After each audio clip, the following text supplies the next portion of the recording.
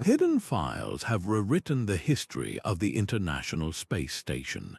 Declassified documents reveal 24 secret cargo modules, a clandestine operation hidden in plain sight aboard humanity's most famous outpost in orbit. By the end of this journey, you will understand the full, shocking story of what was really happening 250 miles above our heads. We will uncover what these mysterious containers were designed to hold and why their existence was buried for decades. How much of our shared space history is still waiting in the shadows, completely unknown to the public? A heavy vault door swings open to reveal stacks of documents, each one stamped with the words "Top Secret." This is the reality of declassification, a slow and deliberate process where governments and space agencies release information decades after the fact. The reasoning is often framed as national security, a need to protect sensitive technologies and delicate international partnerships long after those projects have concluded. Dr. Emily Vance, a respected space policy historian, explains that declassification is not about revealing the full truth. It is about managing that truth, releasing information only when it is considered no longer a threat to current interests. This controlled drip feed of history means we are often learning about events that happened 20, 30, even 40 years ago. The discovery of those 24 secret cargo modules fits this pattern perfectly. Their existence was buried until the information was deemed safe for public consumption, which in itself tells us their secrecy was once a matter of critical importance. The mystery starts to take shape not from rumors, but from the specific, dryly worded files that finally brought them into the light. The discovery began with a single line of text on a dimly lit screen. A researcher sifting through thousands of digitized pages from the space station's assembly era found a record that did not fit. It was a procurement list for standard supplies, detailing everything from bolts to food packets, but one entry was different. It read Cargo Mod Unit 1, Storage and Transfer. The title was straightforward, but the description beneath was a solid block of black ink, a complete redaction. This was not a single anomaly. As the researcher dug deeper, they found 23 more entries just like it, each one a ghost in the machine, listed alongside mundane items as if they were just another box of tools. The sheer normality of the surrounding documents made the secret stand out in stark relief. Why would a list that openly mentions spare parts and toilet paper need to hide the nature of these 24 specific units? Their very inclusion in such boring paperwork suggested they were a regular, scheduled part of operations, yet their purpose was considered so sensitive that even decades later, someone felt the need to scrub them clean. This was not a hidden folder labeled Top Secret. It was a secret hiding in plain sight, buried in the most ordinary place imaginable. The contrast between the bureaucratic setting and the extreme censorship tells us everything we need to know. These were not just another piece of hardware, they were something entirely different, and their physical design would be our first real clue to unlocking their true purpose. The schematics themselves tell a story of deliberate and varied intention. When the technical drawings for these modules were finally declassified, they revealed containers that defied every public standard for space station cargo. These were not the simple, boxy units used for ferrying supplies. The files clearly detailed at least 3 distinct design philosophies, each one engineered to solve a very specific and very different set of problems.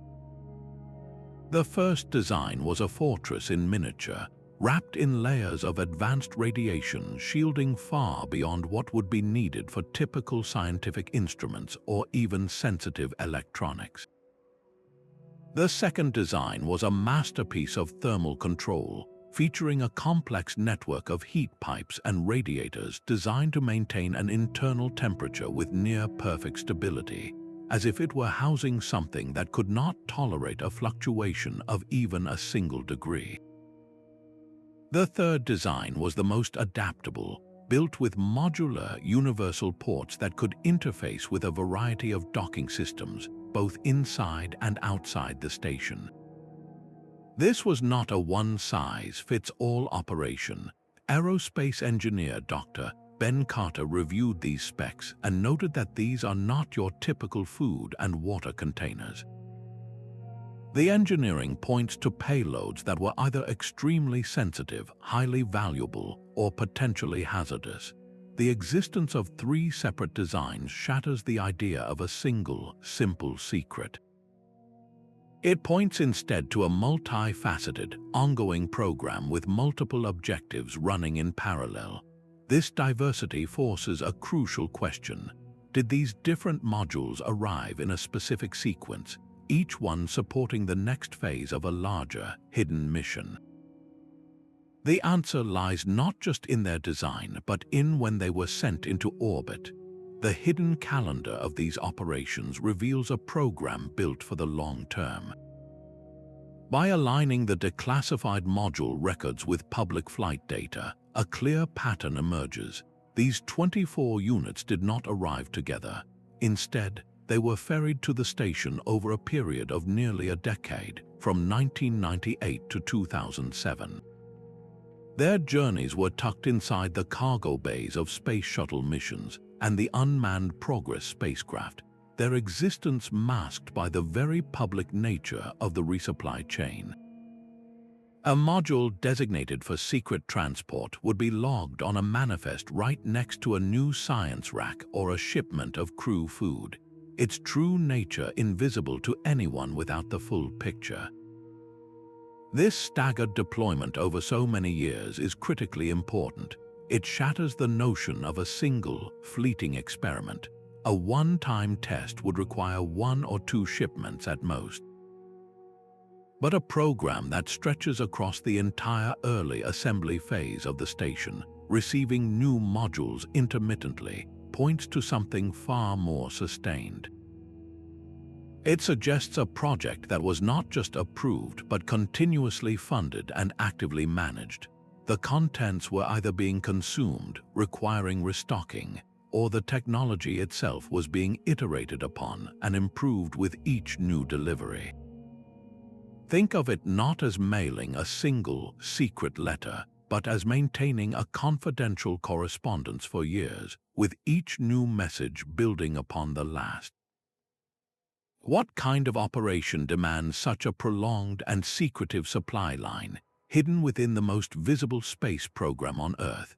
The answer pushes us to look beyond the station itself, to the powerful and well-funded organizations that would have the means and the motive to run a covert project in orbit for almost 10 years.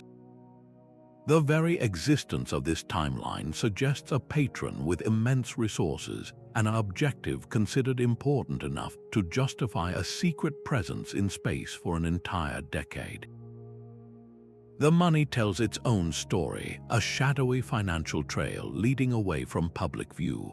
Procurement documents for these modules are so heavily censored they look like they were attacked by a marker, yet the fragments that remain are incredibly revealing. They show funding channels completely separate from the station's main international budget, a river of money flowing in from a different source entirely. These modules were not bought from the usual suppliers of scientific equipment. They were acquired through defense contractors, companies whose primary customers are military and intelligence agencies, not civilian space programs. Financial analyst Maria Flores, who has spent years tracking government spending, confirms this pattern. She states that the money for this did not come from the science division. The procurement codes and contracting vehicles used are hallmarks of classified defense and intelligence projects. This is the language of the black budget, a world where expenses are hidden within larger appropriations bills, their true purpose known only to a select few. When you follow this money, it leads to an inescapable conclusion. This was not a simple research endeavor. The diversion of funds and the use of clandestine acquisition methods strongly point to a program with strategic, rather than purely scientific, objectives. This raises a profound question about the very nature of the International Space Station itself. It was built as a symbol of global cooperation, a partnership between nations. So who exactly was running this secret program? Were the international partners aware of these clandestine modules being installed on their shared outpost, or were some members of this cooperative effort deliberately kept in the dark?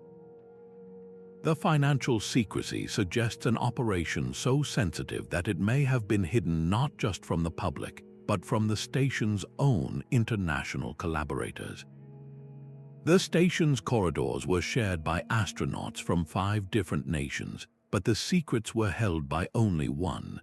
Declassified access logs for the 24 module files paint a stark picture of information control. The records show that only a tiny, carefully vetted group of individuals had permission to view the technical specifications and operational data. The overwhelming majority of these personnel were affiliated with a single nation's space and defense agencies. This was not a shared secret among the international consortium that built and operated the station. It was a compartmentalized operation running inside a cooperative framework. Imagine a large, transparent office building where every nation has its own workspace, yet one partner has a private, soundproof room that no one else is allowed to enter. The existence of that room is not a secret, but its contents are a complete mystery to everyone else in the building. This is the situation the access logs reveal. The profound implication is that while the international partners were collaborating publicly on science and engineering, a separate, clandestine program was being conducted within the very same structure, potentially without the full knowledge or consent of all the signatories to the station's governing treaties. These agreements are built on principles of shared utilization and transparency. A secret, unilateral project of this scale and duration would represent a fundamental breach of that trust. It forces us to ask what could possibly be so important, so sensitive, that it justified the risk of such a profound diplomatic incident. The answer must lie in the nature of the experiments themselves, the physical contents that demanded such extreme levels of secrecy and isolation from the very nations that were supposed to be full partners. The scientist's own logbook becomes our most unlikely informant. Flipping through the archived pages from that era, you find entries that seem perfectly normal at first glance, filled with notes on crystal growth and fluid physics. But nestled between these public experiments are brief, coded references to activities that do not appear on any official research roster. One log mentions the calibration of support systems for what it calls long-duration biological samples. Another details power and data connections reserved for advanced material testing in microgravity. These phrases are vague, but they are not random. They align perfectly with the known capabilities of those 3 secret module designs. The fortress-like container with its heavy radiation shielding would be ideal for preserving delicate biological specimens. The thermally stable module could maintain the perfect environment for growing specialized crystals or alloys. This suggests the modules were not just storage lockers, they were active, isolated laboratories. The research conducted inside was considered too sensitive, too proprietary, or potentially too hazardous for the station's standard, shared science racks. What kind of experiment would require that level of isolation? The logs point toward work with genetically modified organisms, life forms engineered for the space environment, or proprietary materials developed for corporate or defense applications. The stakes for such research are immense. A genetically tailored microbe that can efficiently produce pharmaceuticals or biofuel in orbit would be a commercial gold mine. A new alloy or composite material forged in the purity of microgravity could revolutionize everything from satellite construction to jet engine turbines. This naturally pulls our gaze away from government agencies and toward the silent, powerful players in the private sector. Corporations with the funding and the foresight to run a decade-long program in secret would have everything to gain. They operate under a different kind of secrecy, driven not by national security, but by the ruthless protection of intellectual property and the pursuit of market dominance. The question is no longer just who authorized this program, but who stood to profit from it. What breakthrough could be so valuable that a company would go to such incredible lengths, hiding its most ambitious research in the one place few would ever think to look? The answer may lie not in the experiments themselves, but in the ultimate destination of their results. The paper trail leads directly to a corporate vault, where patents are filed under layers of legal obscurity. A systematic search of global intellectual property databases uncovers a startling pattern. In the years immediately following the secret module operations, from roughly 2008 to 2012, several major aerospace and defense contractors filed patents for revolutionary processes. These were not for rocket engines or satellite parts. They covered highly specific methods for microgravity crystal growth and advanced pharmaceutical synthesis. The language within the patents is deliberately vague, yet one phrase appears repeatedly. The inventors cite data obtained from what they call proprietary orbital testing platforms. This is corporate speak with a very clear meaning. They are referring to a private, exclusive laboratory in space, a description that fits the clandestine modules perfectly. The connection is undeniable. The experiments hidden aboard the station were not just for science, they were for profit. This corporate link completely transforms the narrative.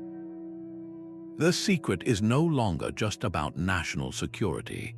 It is about securing a multi-billion-dollar technological advantage. The race to manufacture perfect protein crystals for drug development or flawless fiber optic cables in the vacuum of space represents a new frontier of industry. A single successful patent for a space-manufactured cancer treatment or a revolutionary semiconductor material could be worth more than the entire cost of the secret program itself. This profit motive introduces a powerful and ruthless reason for such extreme secrecy. Corporations guard their intellectual property with a ferocity that often rivals governments, and the potential for industrial espionage in orbit would have been a terrifying prospect. This discovery steers our inquiry away from faceless agencies and toward the individuals in the shadows, the human architects who designed, loaded, and operated this hidden system for nearly a decade. Who were these people, and what did they know about the ultimate purpose of the cargo they were handling? Behind the helmet of a veteran astronaut lies a story never told in press conferences. These men and women, celebrated for their public work, were also entrusted with Earth's most guarded tasks. Leaked testimonials and interviews with former mission controllers confirm that a select few crew members received classified briefings long before launch. They were trained for what the files call special payload operations, a vague term that covered a world of secret activity. Their official schedules listed these blocks of time as general maintenance or systems checks, but in reality, they involved accessing those designated storage areas and executing procedures from a sealed manual. The very fact that human hands were required is a critical piece of the puzzle. It tells us the modules were not just set and forget containers. They needed something only a person could provide, whether it was a manual calibration too delicate for a robot, a physical exchange of data storage devices, or a visual inspection of something that could not be trusted to a camera. Imagine the immense psychological weight of that responsibility. You are floating in a station with colleagues from around the world, a symbol of international cooperation, all while performing a task you can never discuss for a purpose you may not fully understand. You eat meals with your crewmates, you conduct public experiments together, and you share the wonder of seeing Earth from above, all while carrying a secret that could redefine the mission you are all on. This duality must have been an incredible burden. What safety protocols could possibly have been in place for such a scenario? If one of these modules contained a hazardous material or a volatile biological sample, was that astronaut trained for a containment breach 250 miles above the planet? The presence of a human in the loop transforms this from a remote spy operation into a deeply personal human drama, raising the stakes from technological secrecy to individual safety and moral conflict. The safety manuals for the station's public laboratories were thorough, but they were nothing like the classified protocols for that one storage bay. Those documents, now partially declassified, read like the script for a disaster movie. They outlined immediate lockdown procedures for what was termed a containment breach, calling for the complete isolation of entire modules and the activation of specialized high-efficiency air filtration systems. This was not the standard response to a spilled chemical or a broken beaker. This was a plan for a scenario where the very air inside the station could become a threat. The sheer severity of these measures tells us something critical. The contents of these modules were not just delicate or expensive. They were considered potentially hazardous, an active risk to the crew and the structural integrity of the station itself. This transforms our understanding of the operation. It was not merely about keeping a secret. It was about managing a tangible danger 250 miles above the Earth, where there is no fire department to call and no quick escape. What could possibly be inside a container that required such extreme and specific contingency planning? The answer forces us to examine not just what was inside, but the incredible care required to move these objects in the confined, weightless environment of the station. The act of transporting them from a spacecraft to their secret bay must have been a ballet of precision and tension, a high-stakes operation conducted in utter silence. The station's robotic arm moved with a ghost's precision. Telemetry records reveal that Canadarm2, the station's most versatile tool, was not just handling solar panels and science platforms. It was quietly relocating the secret cargo modules between different docking ports, both inside and outside the station's structure. These were not simple moves. Each transfer was a complex, pre-programmed ballet logged in a separate, encrypted database, invisible to the standard mission control feeds. Why go to such lengths for what should have been simple storage containers? The answer lies in the nature of automation itself. By using the arm for the primary handling, the program's architects minimized human exposure. They eliminated the risk of a crew member accidentally dropping a module or peering inside a viewport they were not meant to see. This reliance on machines points to one of two possibilities. Either the contents were considered too hazardous for regular crew contact, or they required such perfectly repeatable conditions that only a robot's unwavering grip could guarantee the necessary stability. Think of it as handling a vial of a volatile chemical or a perfectly calibrated optical lens. A human touch introduces tiny vibrations, minute shifts in orientation. A machine's touch is cold, steady, and perfectly predictable. This robotic protocol transforms the modules from simple lockers into active, managed assets, their movements choreographed by an unseen hand. It also raises a deeper question about control. Who was programming these intricate maneuvers, and from where were the commands being sent? The existence of a separate, encrypted command channel suggests a parallel control system, a hidden layer of operation running on the station alongside its public functions. The robotic arm was not just a tool, It was a silent accomplice, and its movements trace a ghostly map of activity that leads us directly to the digital heartbeat of the entire operation. The station's digital heartbeat pulsed along a hidden artery, a secret data stream flowing entirely separate from its public voice. Network analysts sifting through years of communications logs found the ghost in the machine, dedicated high-bandwidth channels that activated only during specific critical windows. These were not the links used for science data or routine station operations. They were encrypted with military-grade ciphers, creating an unbreakable wall of silence around the information being transmitted. The destination for this covert data flow was not the familiar mission control centers. It was a ground station located in a remote, unmarked facility, a receiver that does not appear on any public map of the space agency's network. This was not a simple private phone line. It was a complete parallel communications infrastructure built and operated in the shadows to support the clandestine module program. Think of the International Space Station as a grand office building with a single, shared telephone line for all its public business. Now imagine that one tenant has secretly installed a separate, secure telephone in a back room, with a line that runs directly to a private office hundreds of miles away. No one else in the building even knows this second line exists. This separate channel was absolutely essential. It allowed engineers on the ground to send commands directly to the secret modules and to receive the precious data they produced, all without a single byte of information passing through the servers monitored by the international partners. The very existence of this covert data highway raises a staggering question.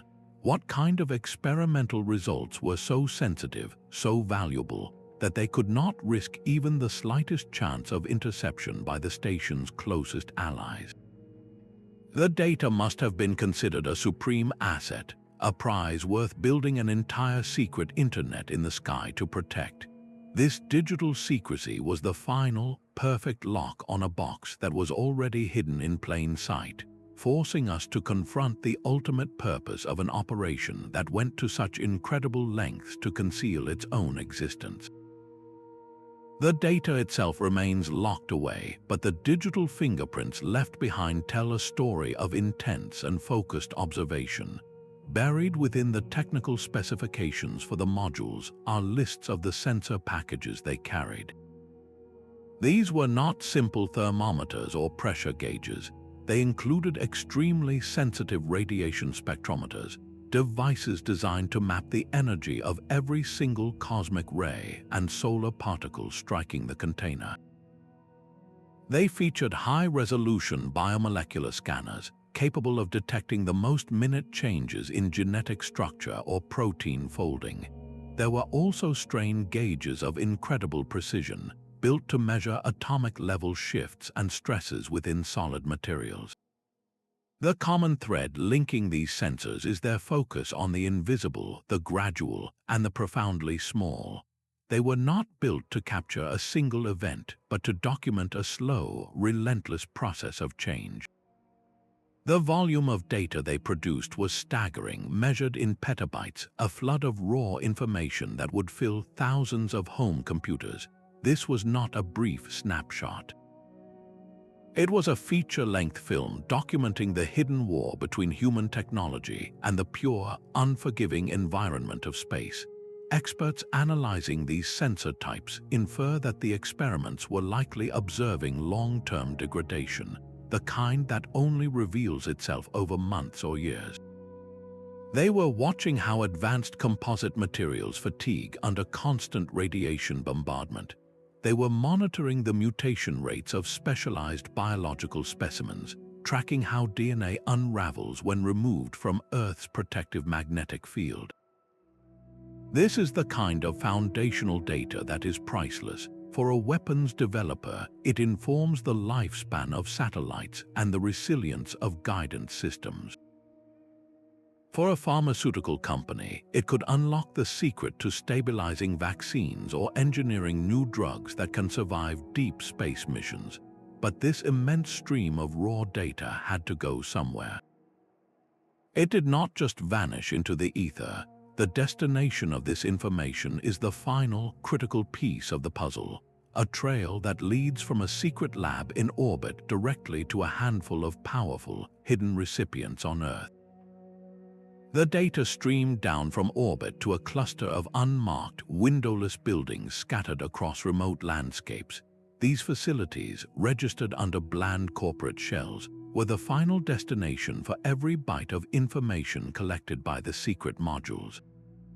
Their locations were chosen for isolation and security, far from the collaborative halls of universities or public research centers.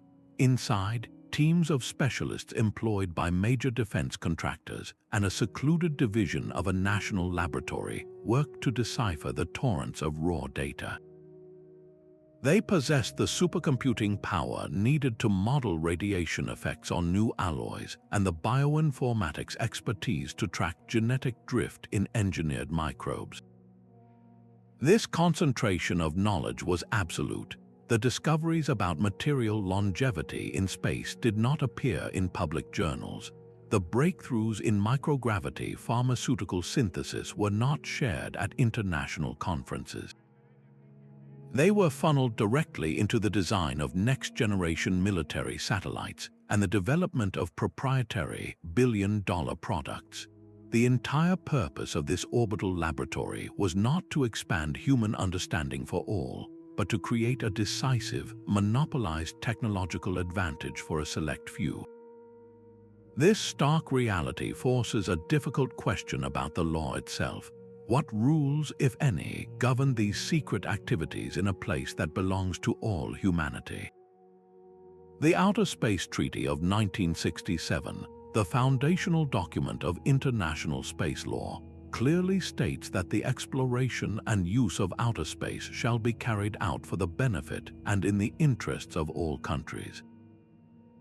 It is the principle that space is the common province of mankind, a clandestine for-profit research program hidden from international partners and designed to create private wealth or military superiority, stands in direct opposition to this very ideal.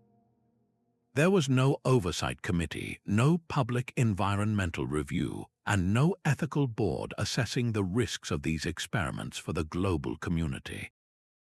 The program operated in a legal gray zone, a shadowy expanse where the only rule that seemed to matter was the rule of secrecy. The Outer Space Treaty of 1967 was meant to be a beacon of shared principles, a promise that the high frontier would remain a province of all mankind.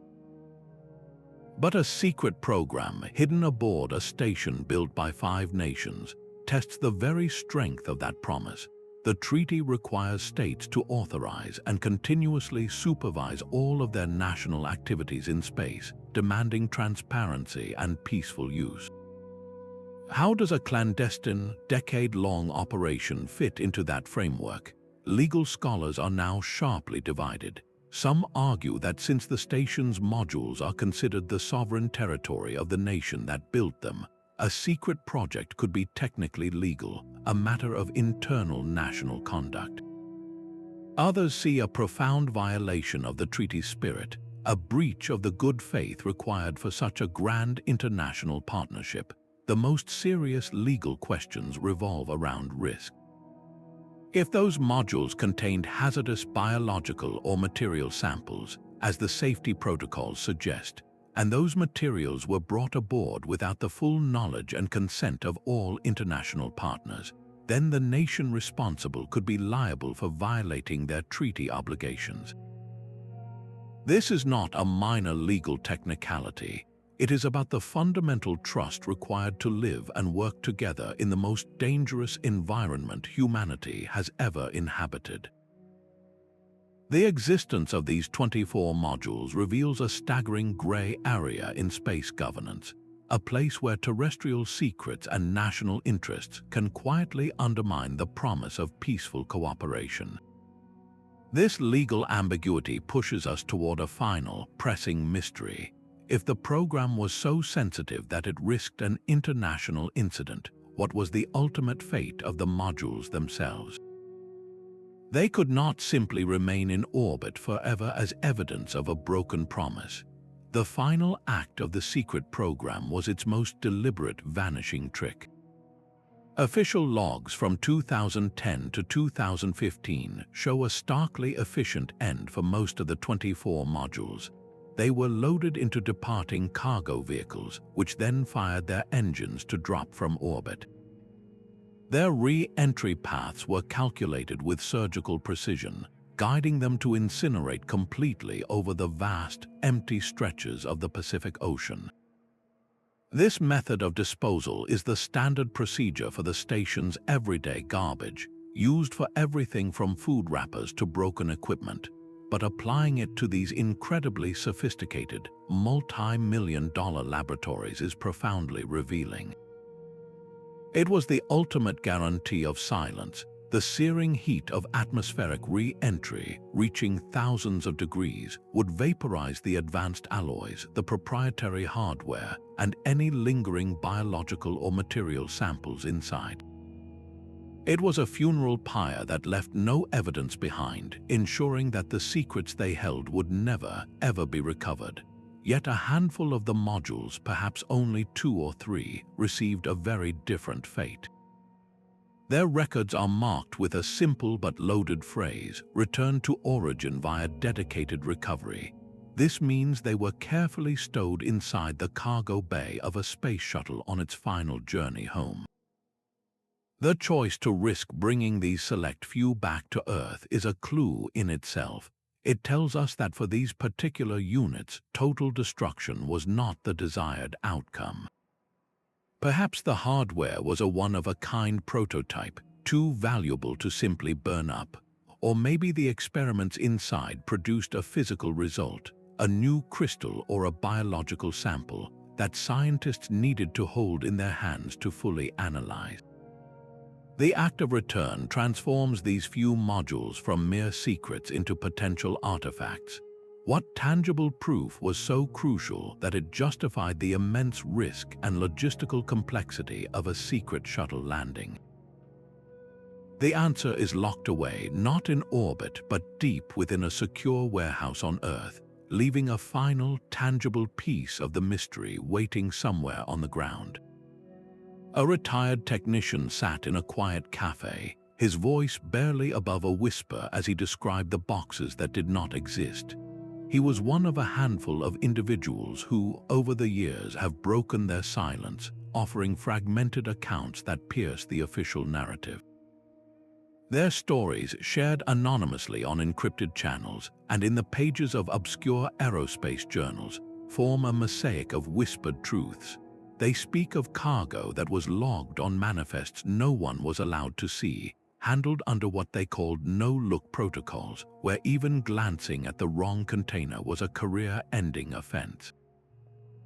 These leakers describe a culture of deliberate ignorance, where asking the wrong question was more dangerous than not knowing the answer. The very existence of these leaks, however unverifiable they may be, is profoundly significant. It tells us that the human conscience within the program was not a unified wall of silence. For some, the moral weight of the secret became too heavy to carry alone. Their testimonies introduce a crucial element of doubt and humanity into a story otherwise defined by cold engineering and official denials. They remind us that this was not just a program of machines and data, but of people making difficult choices in the shadows. This human element forces us to consider the program's ultimate legacy. What long-term impact did this clandestine research have on the technology we use today, and what does its existence mean for the future of cooperation in space? A new alloy appears in a patent filing, its molecular structure a marvel of engineering, yet its published research begins with a finished product. The long, messy journey of trial and error is completely absent, as if the discovery sprang into existence fully formed. This pattern repeats across a handful of advanced technologies that emerged in the 2010s. A class of ultra-strong polymers capable of self-healing minor cracks suddenly became the backbone of next-generation aircraft components. A revolutionary targeted drug delivery system using microscopic capsules to ferry medicine directly to cancer cells entered clinical trials with a bafflingly mature and robust design. The scientific papers for these breakthroughs are curiously silent on their foundational research and development phase. They present a polished conclusion without showing the years of failed experiments and dead ends that typically precede such an achievement. This missing history is a glaring red flag for those who know how science truly works. It suggests the core discovery, the essential eureka, a moment, happened somewhere else in a laboratory that left no public records. The data harvested from those 24 secret modules provides the perfect, hidden source for these sanitized technological miracles. The immense streams of information on radiation effects and material fatigue could have directly informed the creation of incredibly resilient space-age alloys. The years of observing biological specimens in microgravity could have unlocked the secrets of stabilizing complex pharmaceutical compounds. The clandestine orbital laboratory did not just generate abstract data, it produced the raw blueprints for billion-dollar inventions. This technological fallout is the secret program's most tangible and lasting legacy. It proves the venture was not a mere espionage exercise or a theoretical study. It yielded concrete, world-changing results, their origins carefully scrubbed from public view to protect the program that gave them life. The fruits of this secret research are now embedded in our daily lives, from the satellites that guide us to the medicines that heal us, all while their true, extraordinary origin story remains a ghost in the machine. Two parallel research tracks were running aboard the same station, a fundamental split in mission philosophy. On one side, the public science celebrated in press releases focused on universal human knowledge, studying how our bodies change in space or how flames behave in microgravity. These were open inquiries, their results published for the world to see. The inferred purpose of the secret modules reveals a completely different objective, a sharp pivot toward applied research with immediate terrestrial consequences. Their capabilities were not designed to answer broad questions, but to solve very specific, very lucrative problems back on Earth. This created a stark duality within the station's hull. In one module, an astronaut might be cultivating protein crystals to understand basic biology, a discovery that would be shared with scientists globally. Just a few feet away, inside a shielded secret container, an identical experiment could be running, but its data on crystal perfection would be funneled directly to a private company racing to patent a new drug. The same environment, the same microgravity, was being used for two opposing purposes, one for shared human progress and the other for privatized strategic gain. This hidden track prioritized applications that could be weaponized or monetized, turning the station into a high-altitude proving ground for the next generation of military hardware and blockbuster pharmaceuticals. How do we reconcile these two faces of the same orbiting laboratory, one open and one closed, one for all and one for a select few? This fundamental contradiction forces us to look at the entire history of space exploration with new, more skeptical eyes, and to ask what modern tools might allow us to detect such a program if it were happening today. A powerful artificial intelligence now sifts through millions of pages of once classified text, finding subtle patterns no single human mind could ever detect. This is the new frontier of historical investigation, where data mining and cross-referential analysis are systematically dismantling old walls of secrecy. Modern investigators, often working from their own homes, use open-source intelligence techniques to weave together a tapestry of truth from scattered public threads. They can take a name from a declassified personnel roster, cross-reference it with a budget code from an old appropriations bill, and then link both to a patent filed years later by a specific defense contractor. This digital detective work transforms isolated data points into a coherent narrative, reconstructing the entire hidden life cycle of a program like the 24 modules. The discovery of those secret containers is not just a story about the past. It is a powerful testament to how technology is democratizing the hunt for truth. The tools once reserved for intelligence agencies are now in the hands of the public, allowing for a permanent, crowdsourced audit of powerful institutions. This new reality fundamentally changes the game of secrecy. A document stamped top secret in 1998 might have been considered safely buried, but today it is merely a puzzle piece waiting for its digital match. This capability suggests a coming wave of historical revisions.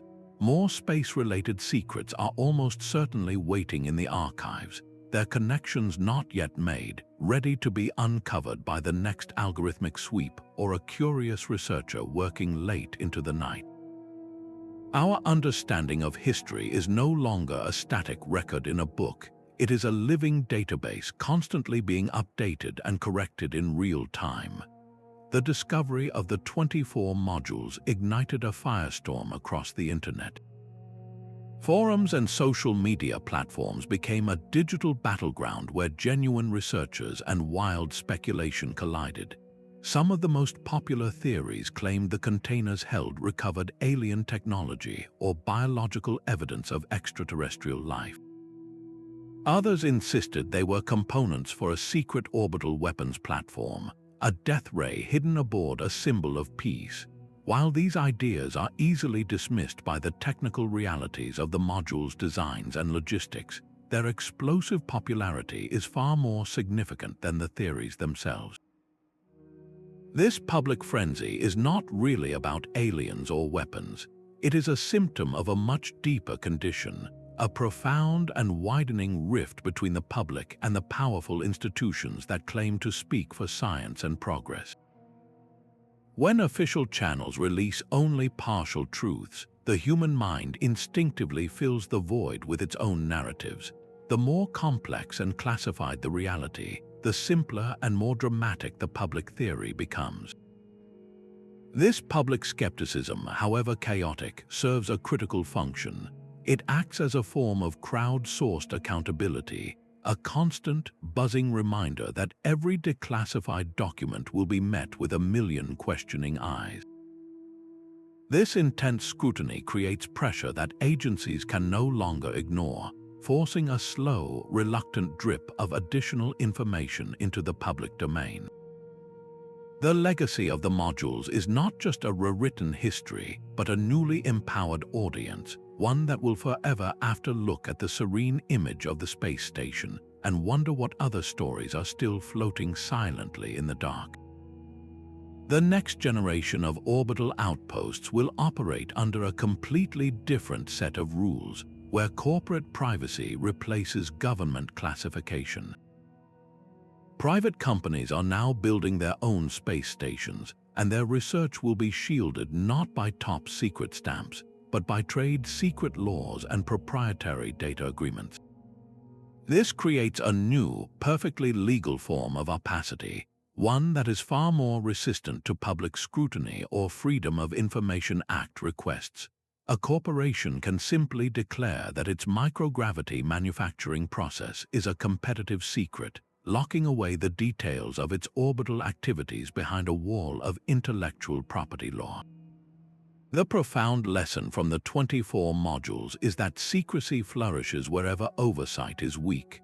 We learned that even in a flagship international program, clandestine operations could persist for a decade, hidden not in a black site but within the most visible laboratory in the sky.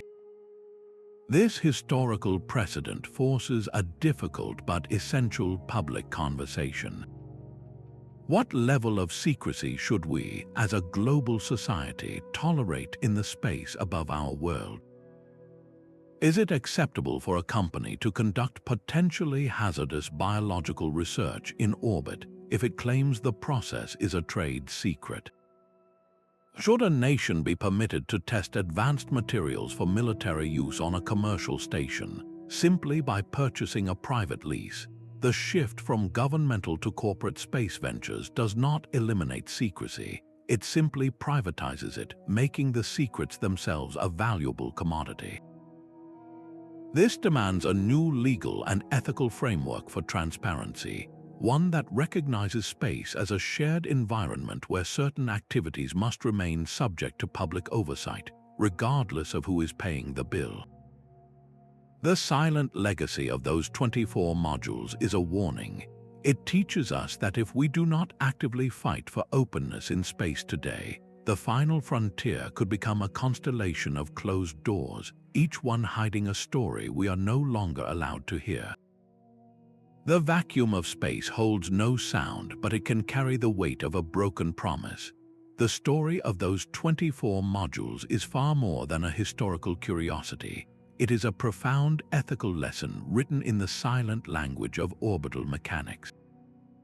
It teaches us that secrecy, when left entirely to its own devices, will inevitably drift away from its original justification and risk becoming an end in itself.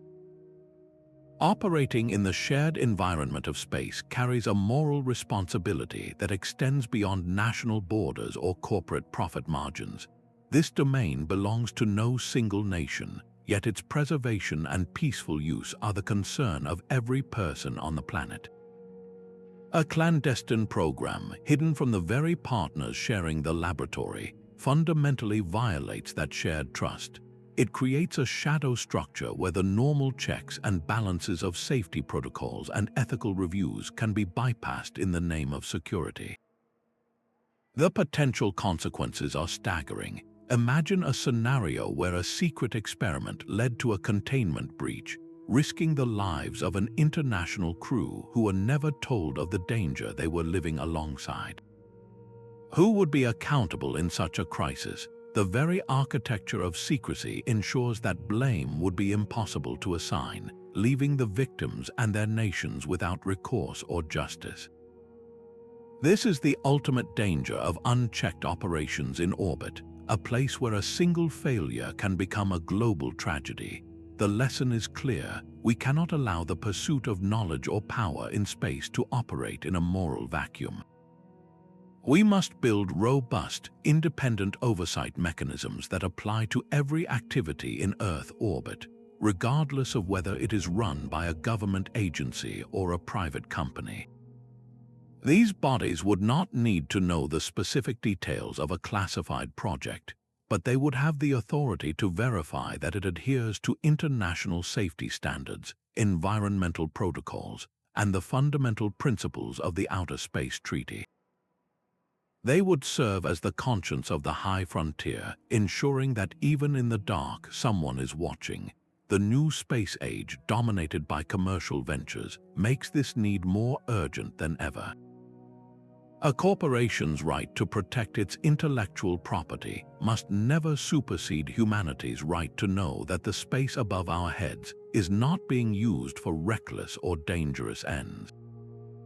The 24 modules are a ghostly fleet from our past, warning us of the path we must avoid in the future. Their legacy compels us to ask the most difficult and unresolved questions. How many other secrets are still circling up there, hidden in the data streams of modern satellites and private space stations? And what will it take for us as a global society to finally insist that the final frontier remains open, safe, and truly for all? The full picture remains frustratingly incomplete, a cosmic puzzle with 24 pieces still lost in the dark. We can infer the capabilities of the secret modules from their designs and sensors, but the exact identity of their contents for all 24 units is a blank space on the map. Consider the profound implications of this gap. Were all these containers part of one unified, decade-long program with a single, grand objective? Or were they servicing several different, competing initiatives, a clandestine marketplace of ideas operating within the station's hull? The evidence could support either scenario. A unified program suggests a methodical, long-term strategy with a clear end goal. Multiple, smaller programs point to a free-for-all, where various entities paid for a secret slot in orbit, each pursuing its own narrow advantage without any coordination. This fundamental uncertainty extends to the architects themselves. We see the shadowy financial trails and the defense contractors, but which specific nations or corporate boards ultimately authorized and bankrolled this endeavor? Naming them would transform this from a general mystery into a specific accusation, with real-world diplomatic and legal consequences. The fact that these names remain redacted tells us the sensitivity is not a relic of the past, it is a live wire in the present. This leads to the most tantalizing question of all. If one researcher on one ordinary day could stumble upon the records for 24 secret modules, what else is waiting in the archives? Are there files for other classified components, or logs for experiments so sensitive their very existence was never digitally recorded? The declassification process is not a single event. It is a slow, ongoing unveiling. Every year, new documents from that era become public, each one a potential key to another locked door. These lingering questions are not a failure of the investigation, they are its very engine. They are an open invitation, a reminder that history is not a closed book written by the powerful, but a living story we are all still writing together. Your attention, your curiosity, is the most vital tool in this process. When a global audience chooses to look closer and ask harder questions, it creates a force that even the most secretive institutions cannot ignore. The digital vaults are now unlocked, and the search bar is your master key. Millions of declassified pages from NASA, the CIA, and national archives worldwide are accessible from any home computer, a vast ocean of data waiting for a curious mind to dive in. This is not about passive reading, it is about active investigation. The real power comes from learning the language of the archive, using advanced search operators to connect the dots that others have missed. Think of it like this: searching for secret cargo modules will yield nothing, but searching for procurement codes linked to a specific defense contractor, and then cross-referencing those codes with technical specifications for orbital support systems, that is how you map the hidden connections. One citizen researcher recently uncovered a forgotten satellite program, not by looking for the satellite itself, but by tracking unusual budget allocations for its ground support equipment. This is the new frontier of historical discovery, where a person with a laptop can challenge the official narrative from their living room. Your curiosity becomes a form of citizen science, a collective force for accountability that ensures the history of space is written by the many, not just the powerful few. The greatest defense against future secrets is an engaged public refusing to accept that any story is ever truly finished. The 24 modules force a fundamental redrawing of our mental map of space history. For 2 decades, we viewed the International Space Station as a singular symbol of global partnership, a shining laboratory of pure science floating above a divided world. We now know it was also something else, a dual-use facility. It was both the open, collaborative outpost we celebrated and a covert host to projects driven by very terrestrial motives of profit and power. Integrating this secret layer does not diminish the station's public achievements, but it does create a far more complex and honest portrait of our first permanent home in space. The story of humanity in orbit is no longer a simple tale of peaceful exploration. It is a richer, more nuanced narrative that reflects the full spectrum of our nature, the same blend of cooperation and competition, transparency and secrecy that has always defined human endeavor on Earth. This historical correction is not merely academic. As we stand on the brink of building private space stations and lunar bases, acknowledging this inherent duality is absolutely critical. If we fail to learn from this hidden chapter, we risk recreating its shadows on a galactic scale, exporting our oldest conflicts into a new frontier without the safeguards to keep them in check. The true legacy of those secret containers may ultimately be the wisdom they offer, a cautionary tale about the kind of future we actually choose to build among the stars. This revelation of the 24 secret modules rewrites our entire understanding of humanity's presence in orbit. It is not a minor historical footnote, but a fundamental paradigm shift, forcing us to see the high frontier not as a pristine sanctuary for pure science, but as an extension of our complex world below, complete with its ambitions, secrets, and power struggles. Our journey together, from that first redacted line in a digital file to the intricate design specifications, from the burdened astronauts to the profound ethical questions, has pieced together a new narrative. This story reveals that the drive for technological advantage and the instinct for secrecy followed us into the vacuum, finding a home within the very symbol of international cooperation. Let this discovery serve as a powerful catalyst, a reminder that as we push further into the cosmos, to the moon and to Mars, our demand for transparency must travel with us. The universe holds countless truths, both open and hidden, and it is our collective curiosity that will bring them to light. Thank you for exploring this profound mystery. If you have your own theories or insights, we encourage you to share them in the comments below, and be sure to subscribe for more deep dives into the hidden stories of our world and beyond.